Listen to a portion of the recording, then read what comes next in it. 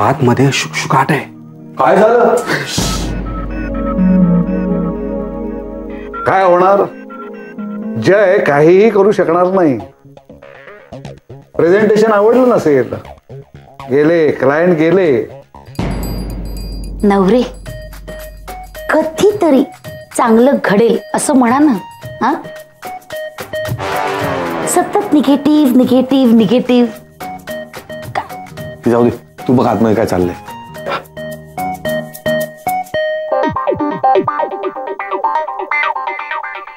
जयसाहेब सगळ्यांसमोर उभे आहेत आणि बाकीचे सगळे सुद्धा शांत आहेत. कुणीच काही बोलत नाही. म्हणजे प्रेझेंटेशन झालं का? तेच कळायला मार्ग नाही ना. फक्त भयंकर शांतता. तू बघ जरा.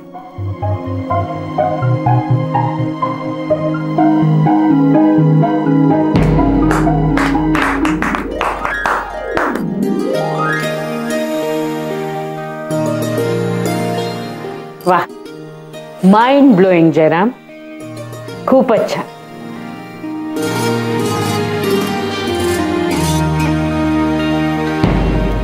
टाळ्यांचा प्रचंड कडकडाट. बघा नवरे, घडलं की नाही चांगलं? अरविंद, अंगाऱ्याचा गुण. नवरे, चांगलं घडलंय ना तर जरा चेहऱ्यावर हास्य ठेवा ना. बघा, मी म्हटलं नव्हतं सगळं काही व्यवस्थित होईल म्हणून. हो.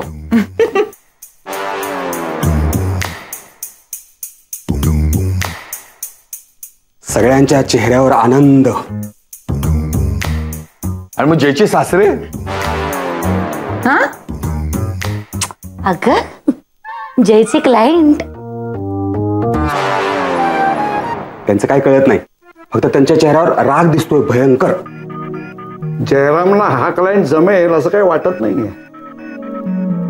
जयचं प्रेझेंटेशन चांगलं झालं यापेक्षा दुसरी आनंदाची गोष्ट नाही. हा, खरंय खरंय, बरोबर आहे. एक वर झालं मला. काय चाललंय काय? हा, शांत रहा. हे बघा, प्रेझेंटेशन आत्ताच झालंय, अजून निर्णय करायचा आहे. पण झालं ना प्रेझेंटेशन. तुम्ही तर मगाशी काहीतरी बोलून घाबरवलं होतं, पण जयच्या नावातच जिंकणं आहे.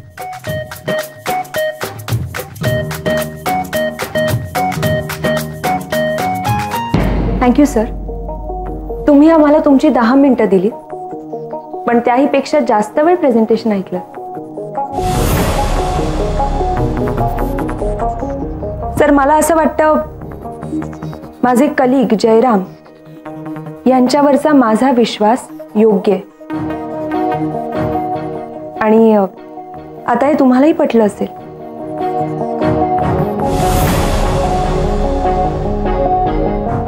आदिती, केवळ तूच नाही तर देव टूर्सनी जयवर जो विश्वास दाखवला तो योग्यच होता हे जयनी प्रूव्ह केलेलं आहे. मिस्टर दाभोळकर, मिस्टर जयरामने जे तुम्हाला प्रेझेंटेशन दिलं ते अतिशय योग्य पद्धतीने दिलं. यापेक्षा चांगलं पॅकेज तुम्हाला दुसरी कुठलीही टूर कंपनी देऊ शकत नाही. आणि या पॅकेजमध्ये जे म्हटलं गेलंय ते आमच्या सगळ्यांकडनं फायनल असेल. आता निर्णय तुम्हाला द्यायचा आहे. तुम्हाला यावर काही बोलायचं असेल तर तुम्ही प्लीज बोला.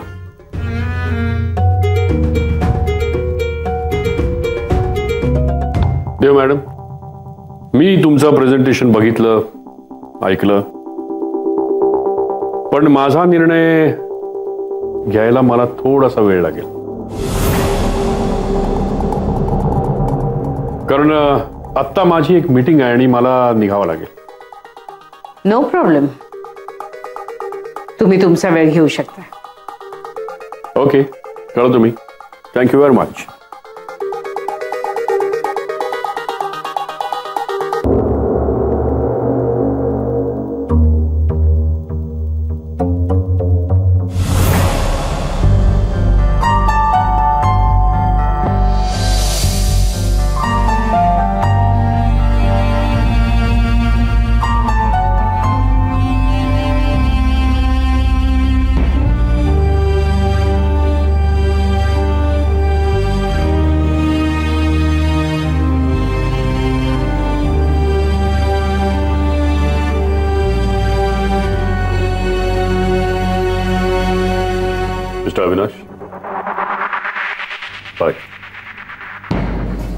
मिस्टर दाभोळकर, यापुढे तुम्ही आमच्या कंपनीत याल तेव्हा आमचे जुने क्लायंट म्हणून परत याल अशी आशा आहे. आणि थँक्यू सो मच वेळ दिल्याबद्दल.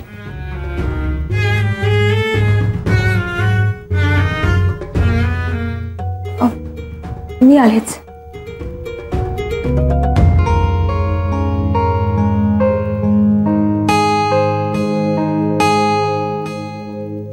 काय जय, खुश ना?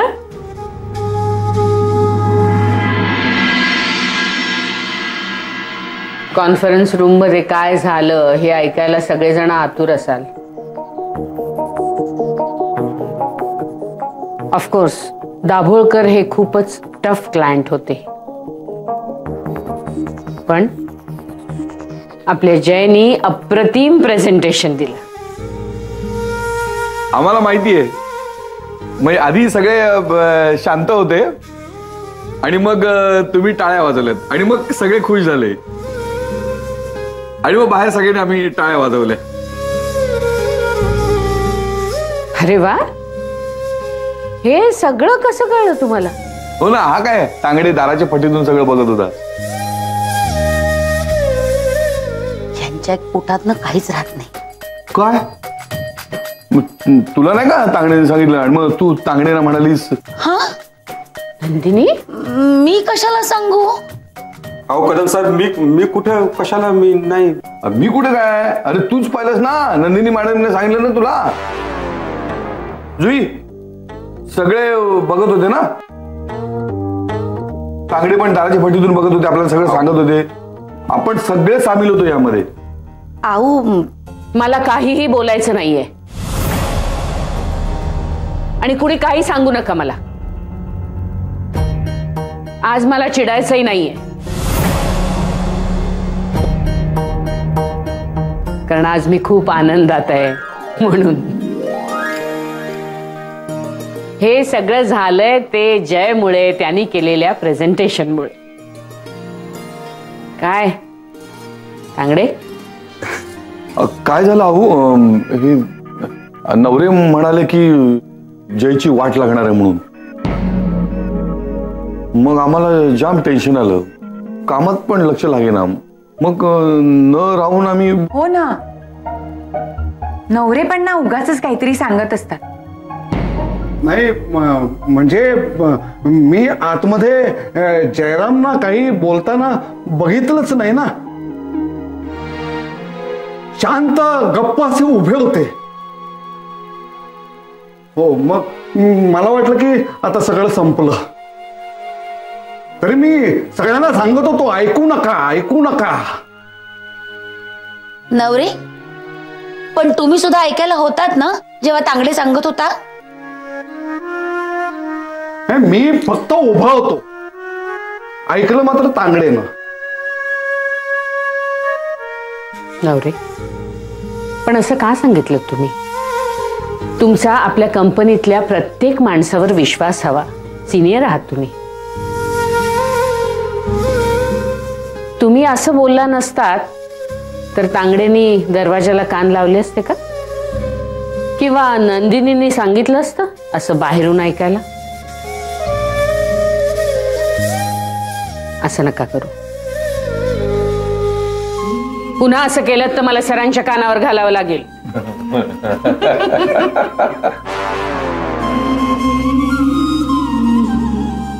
अरे हसताय काय? नाही, पण मला खरंच तुमच्या सगळ्यांचं कौतुक करावं असं वाटतं. आपल्या एका कलिगला टेन्शन आलं, या गोष्टीचं तुम्हाला सगळ्यांना टेन्शन आलं. त्याचं प्रेझेंटेशन खूप छान झालं, यामुळे तुम्ही सगळेजण खुश झालात. खूप छान स्पिरिट आहे. असंच हेल्दी वातावरण इथे राहिलं पाहिजे.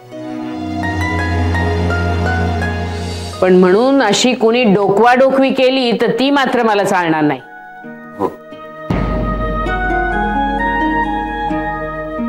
कामाला लागा, नाहीतर आनंदाच्या भरात कामं बाजूला राहिली असं व्हायला नको. जय, तू मला केबिन मध्ये येऊन भेट. हो.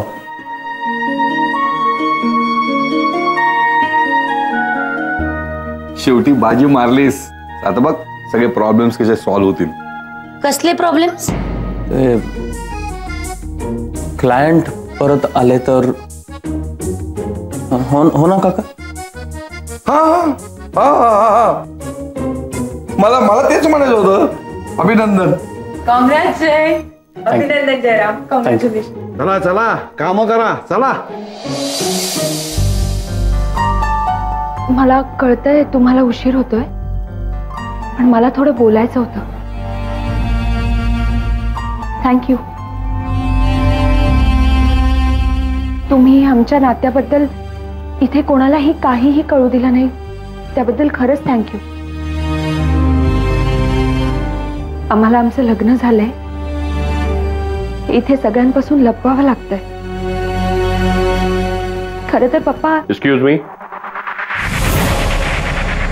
मिस आदिती, तुम्ही माझ्याशी का नातं जोडू पाहताय? आपला काहीही संबंध नाहीये आणि नसणार आहे. आणि राहिला प्रश्न तुमच्या दोघांचा खोटेपणा लपवण्याचा, तर ते मी तुमच्यासाठी नाही, माझी लाज राखण्यासाठी केलं.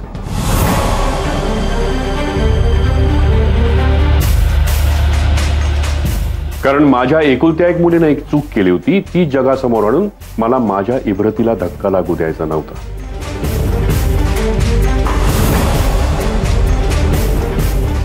तुम्ही खोटं बोलून तुमचं नातं लपवताय का? कारण परिस्थिती.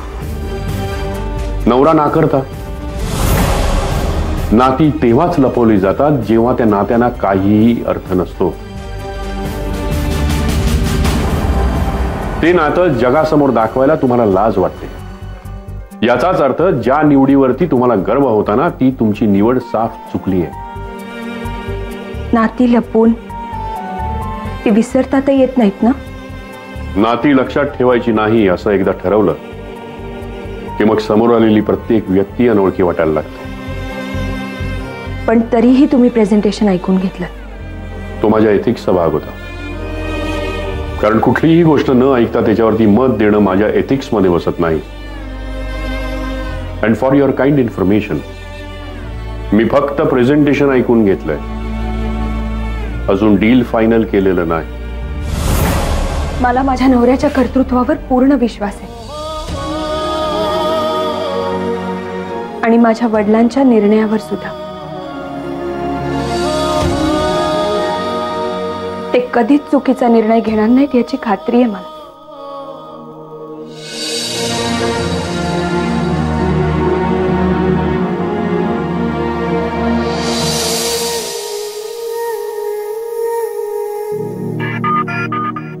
मैं कमन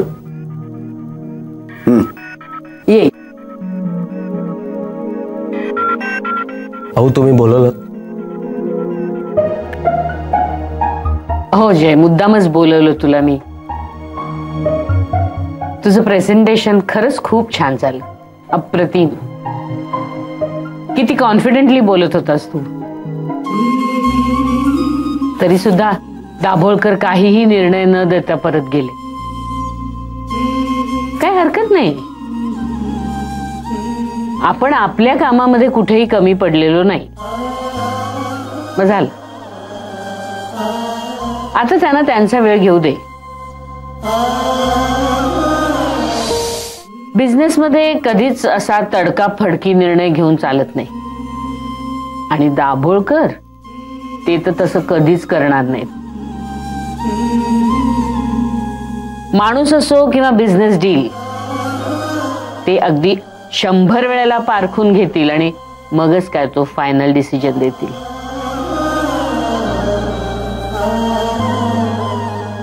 त्यामुळे तुला बोलवलं एवढ्यासाठी की दाभोळकर काहीही निर्णय न देता निघून गेले याचं तू टेन्शन घेऊ नकोस. कारण तू तुझी जबाबदारी 100% पार पाडलीस. अविनाश,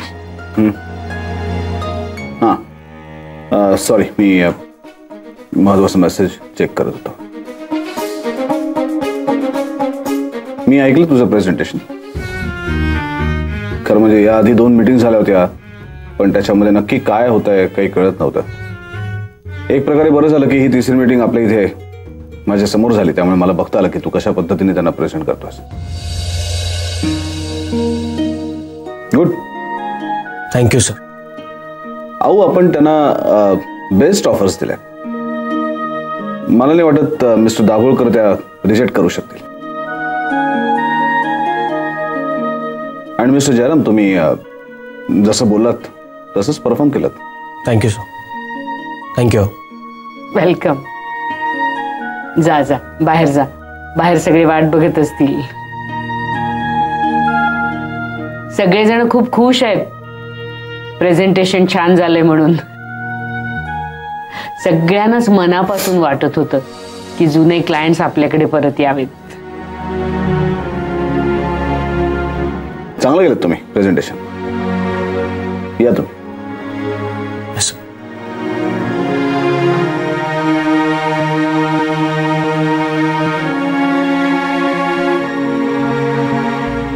अहो, तुझ्या सांगण्यावरनं मी जयरामला संधी दिली आणि त्याने कामही चांगलं केलं. फक्त माझ्या सांगण्यावरून?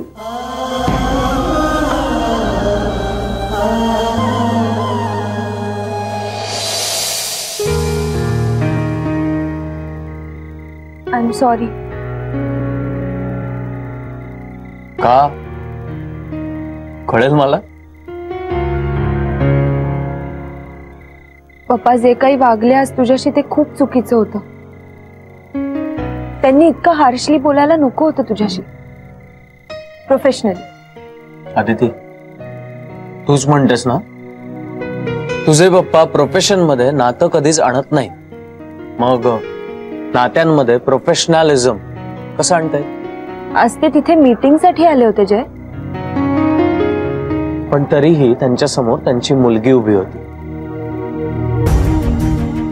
आणि आदिती, कितीही काहीही म्हटलं ना तरी एका बिझनेसमॅन मधले वडील स्वतःच्या मुलीला बघून त्या नात्याप्रमाणेच बिहेव करणार ना. ते नातं मान्य करत नाहीत जय. नातं मान्य न केल्याने ते टाळताही येत नाही. आदिती, अजूनही त्यांचा जीव तुझ्यासाठी तळमळतो. आज ते जे काही माझ्याशी वागत होते, बोलत होते, ती त्यांची तळमळ होती. तरीही ते तुझ्याशी जे काही वागले ते मला आवडलेलं नाहीच आहे. हे बघ, ते जे काही म्हणाले ते तू त्यांची मुलगी आहेस म्हणून. पण मग त्यांनी हा सगळा राग प्रेझेंटेशनवर का काढावा? ते असे अचानक तिथून निघून का गेले? आपल्याला तसं वाटलं असावं. हे बघ, त्यांना उशीर झाला होता, त्यांची मीटिंग होती म्हणून ते तिथून निघून गेले.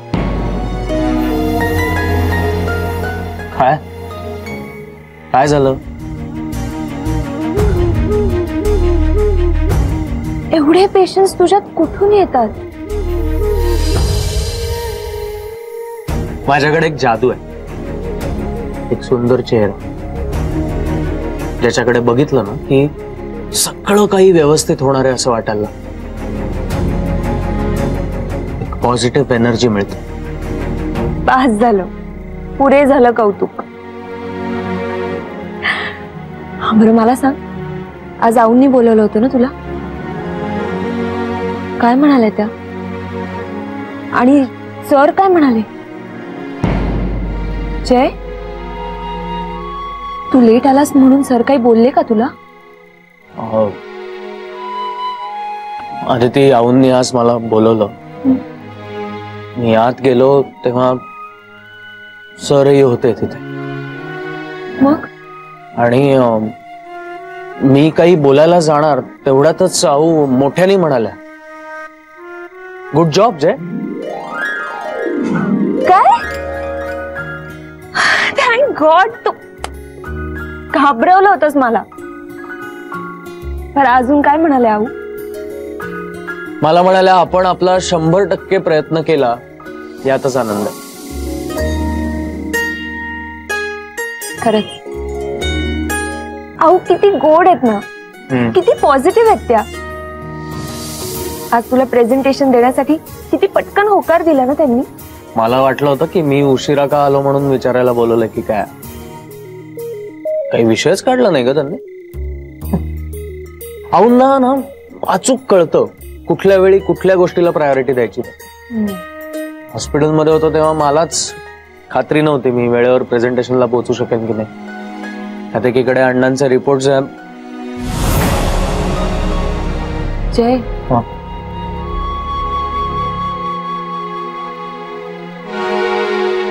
आधी ती सगळं कसं व्यवस्थित होईल या एका आशेवर आपण जगत असतो. म्हणजे आपण मध्यम वर्गातल्या माणसांचा ना हा आशावाद स्वप्नांपेक्षा मोठा होऊन बसतो. पण मग भीतीही तेवढीच मोठी झालेली असते. ह्या आशेमुळे आपण स्वतःला आपल्या माणसांना फसवत नाही होत. आशा ठेवल्याच नाही तर पाहिलेल्या स्वप्नांना काही अर्थच उरणार नाही ना. ती पूर्ण होतील ही आपण पाहिलेली आशाच आपल्याला लढण्याचं बळ देतो, आपल्या माणसांना दिलासा देतो.